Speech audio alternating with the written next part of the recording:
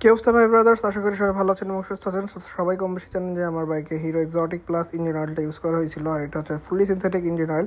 আর hero claim করছিল এটা দিয়ে 6000 কিলো রিল্যাক্সে চালানো যাবে। তো যাই হোক, আমার বাইকে আমি 3677 কিলো চালাইছি প্রিভিয়াস অয়েলটা দিয়ে, আর আজকে আমি অয়েলটা ড্রেন দিব। সো ইঞ্জিন অয়েলের কী অবস্থা সেটাই আজকে আপনাদের সাথে শেয়ার করবো। হোপফুলি ইঞ্জিন অয়েলটা ভালো হবে। সো আমরা ইঞ্জিন অয়েলটা ড্রেন দেওয়ার জন্য ইঞ্জিনের ড্রেন বোল্ট খুলতেছি, আর এইটার প্রাইস হচ্ছে 1780 টাকা, which is a good deal.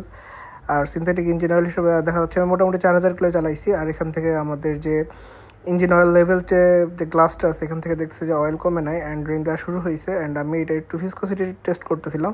তো ভিসকোসিটি এখনও মোটামুটি ছিল হালকা পাতলা, খুব একটা বেশি না, লাইক আর 500 কিলো চালাইলেই হয়তো ভিসকোসিটি কম হয়ে যেত। সো হোপফুলি এটা একটা গুড ডিল যে 1780 টাকাতে 4000 কিলো চালানো যাচ্ছে।